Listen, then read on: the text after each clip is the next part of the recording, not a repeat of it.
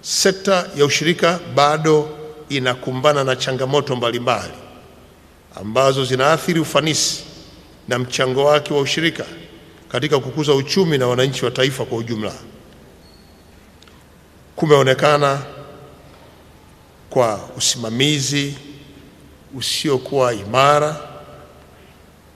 uadilifu umepungua, uaminifu kwa baadhi ya watendaji umepungua, kutokuwa na dhamira ya dhati ya kuwatumikia wakulima au wanaushirika, kuwepo migogoro ya viongozi kugombania vyeo mbalimbali, na hii tunaona namna ambavyo watu wanatamani vyama vivunjike ili kila mmoja apate cheo kwenye ushirika. Kupitia kongamano hili nina imani kuwa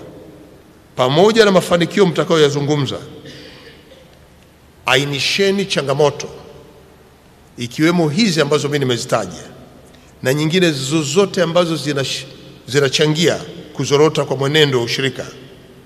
zijadiliwe kwa kina na muibue mikakati ya madhubuti ya kukabiliana na changamoto hizo, na pale ambako mnaona changamoto hizo zinahitaji pia kushughulikiwa kwenye chombo chochote ndani ya serikali, pelekeni kwa serikali ili tuzifanyie kazi. Na hata kama changamoto hiyo inahitaji kuwa na mabadiliko ya sera, sheria, kanuni, msisite kuiambia serikali.